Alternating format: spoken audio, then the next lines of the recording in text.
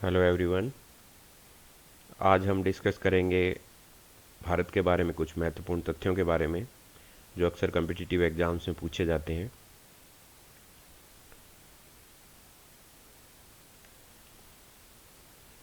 सबसे पहले हम डिस्कस करेंगे भाखड़ा नांगल डैम के बारे में। ये एक बहुउद्देशीय परियोजना है और भाखड़ा नांगल जो डैम है वो सतलज रिवर पर बनाया गया है। इस पर भाखड़ा और नांगल दो अलग अलग डैम है और यह एक बहुउद्देशीय परियोजना है। बहुउद्देशीय परियोजना पर हम पहले भी एक लेक्चर पर वीडियो बना चुके हैं जिसमें हमने डिस्कस किया था कि बहुउद्देशीय परियोजनाएं वे हैं जिनसे अनेकों उद्देश्य की पूर्ति होती है, जैसे सिंचाई, पेयजल के लिए पेयजल की सुविधा और जल विद्युत का निर्माण करना और बहुत से जैसे बाढ़ नियंत्रण, जिससे अनेकों उद्देश्यों की पूर्ति होती है। उन्हीं बहुउद्देशीय परियोजनाओं में से एक भाखड़ा नांगल है और ये एक जॉइंट वेंचर है तीन स्टेट्स की गवर्नमेंट के द्वारा, पंजाब, हरियाणा और राजस्थान। और तीनों राज्य इससे लाभान्वित होते हैं, भले ही इसका जल सिंचाई के लिए इस्तेमाल हो रहा हो या जल विद्युत के लिए हो रहा हो।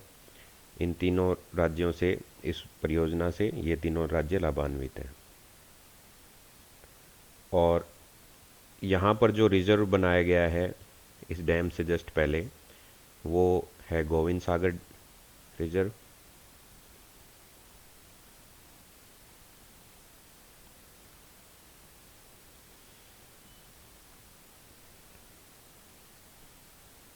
नेक्स्ट हमारा इम्पोर्टेंट क्वेश्चन है वो है लार्जेस्ट कोस्ट लाइन पूछी जाती है कि कौन से राज्य की जो तट रेखा है वो सबसे लंबी है। तो उसका आंसर है गुजरात, क्योंकि इसमें यहाँ पर घुमाव बहुत ज़्यादा है। तो गुजरात की तट रेखा सबसे ज़्यादा है, सबसे लंबी तट रेखा भारत के राज्यों में। इसके बाद में हम देखते हैं चिल्का लेक के बारे में। यह यहाँ पर उड़ीसा राज्य के तट पर स्थित है। उड़ीसा राज्य के दो डिस्ट्रिक्ट हैं, गंजम और पुरी, इसके यहाँ तट पर स्थित है और यह एक छिछली झील है। साथ में यह भारत की सबसे बड़ी नमकीन झील है और इसका निर्माण जो महानदी का जो गाद है, इसका जो उत्तरी भाग है, वहाँ पर इसके गाद के निर्माण के फलस्वरूप इस झील का निर्माण हुआ है और इसी कारण ये पश्च वाटर झील या पश्चभूमि झील कहलाती है।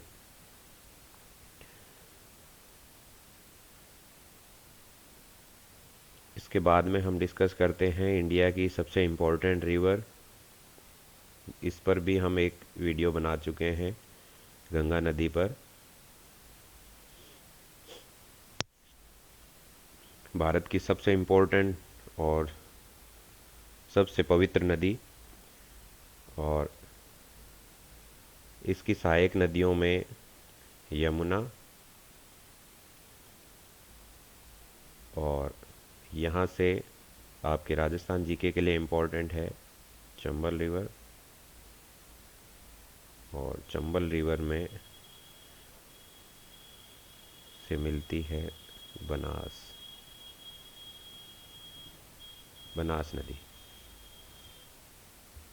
इसी तरह यहाँ दक्षिण से इसको बेतवा द्वारा ज्वाइन किया जाए। इसको थोड़ा सा हम डार्क कर देते हैं क्योंकि यह मुख्य नदी है। इस पर वैसे हम एक वीडियो पहले बना चुके हैं, आप यूट्यूब चैनल में देख सकते हैं। साथ में दक्षिण से यहाँ से बेतवा नदी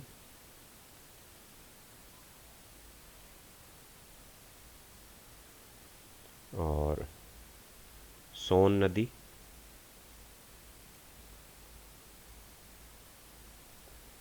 इसी तरह नॉर्थ में यहाँ से शारदा,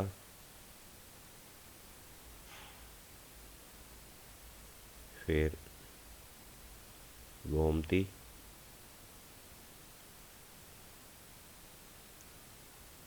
घाघरा, फिर गंडक, और यहाँ पर कोसी, जिसे बिहार का शौक भी कहा जाता है, और इधर हुगली नदी। तो ये तो था गंगा के बारे में, इसका डिटेल वीडियो भी हम बना चुके हैं। इसके बाद में है आपका सुंदरबन डेल्टा, जो कि पश्चिम बंगाल में स्थित है, और इसका कुछ भाग यहाँ बांग्लादेश में भी स्थित है। यह क्यों इम्पोर्टेंट है? क्योंकि यहाँ पर बायोस्फीयर रिजर्व स्थित है, और टाइगर नेशनल पार्क भी है, और यूनेस्को की हेरिटेज साइट में भी इसका नाम है। यूनेस्को की जो वर्ल्ड हेरिटेज साइट्स हैं,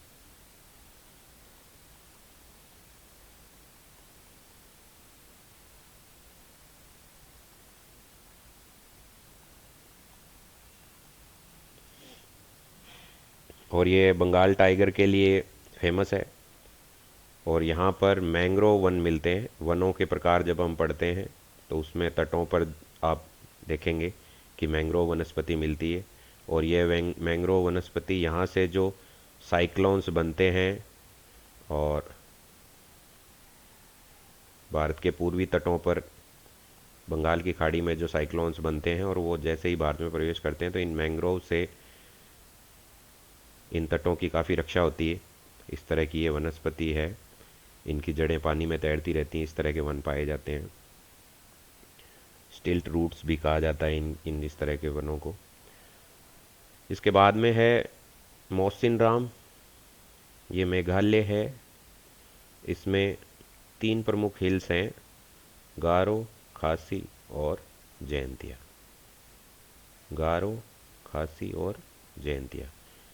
इस खासी हिल्स पर यहाँ पर मौसिनराम एक स्थान है, आपने इसका नाम सुना होगा, जो कि भारत का सबसे आर्द्र स्थल है। सबसे ज़्यादा वर्षा यहाँ पर होती है।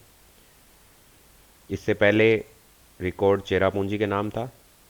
कुछ वर्षों से मौसिनराम भारत का सबसे ज़्यादा वर्षा वाला स्थान है, और ये खासी हिल पर स्थित है, और ये मेघालय राज्य में स्थित है। गारो, खासी और जयंतिया। और इन क्षेत्रों में अभी भी झूमिंग या जो शिफ्टिंग कल्टीवेशन, स्थानांतरित कृषि जिसे कहते हैं, वहाँ अभी भी इस तरह की कृषि की जाती है। इसके बाद में है ब्रह्मपुत्र नदी पर स्थित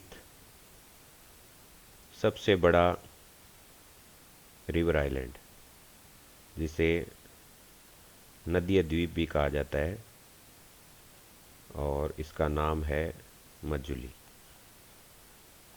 मजुली द्वीप।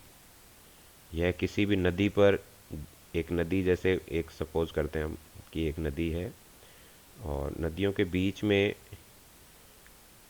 छोटे छोटे द्वीप भी पाए जाते हैं, जिनके दोनों तरफ से जल बहता है।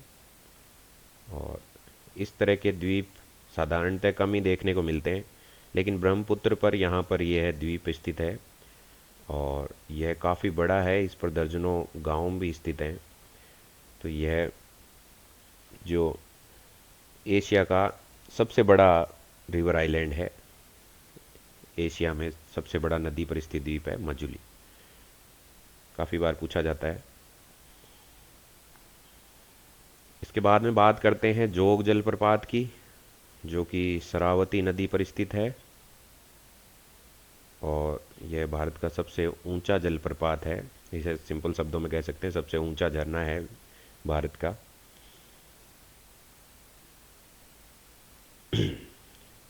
और भाखड़ा नांगल में हम जानते हैं कि इसी परियोजना के फलस्वरूप जो इंदिरा गांधी नहर परियोजना का निर्माण हुआ था। भाखड़ा नांगल परियोजना 1963 में भाखड़ा नांगल डैम बना था। अब बात करते हैं, यहाँ पर भारत में 2 सक्रिय ज्वालामुखी हैं, नारकोंडम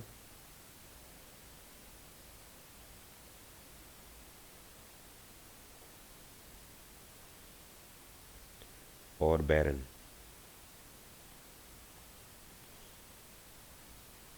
ये दो ज्वालामुखी हैं जो भारत के दो सक्रिय ज्वालामुखी हैं। इसके बाद में बात करते हैं भारत के सबसे लंबे बीच के बारे में, longest beach of India. That is Mariana beach, sorry, या मैरीना बीच भी कह सकते हैं आप इसको, कुछ कुछ बुक्स में मैरीना बीच भी है। ये चेन्नई के पास स्थित है और भारत का सबसे लंबा तट या बीच कह सकते हैं आप इसको, और विश्व के लॉन्गेस्ट बीचेज में से एक है। इसके बाद में आते हैं भारत के सबसे ठंडे स्थल के बारे में, coldest place of India, that is Dras,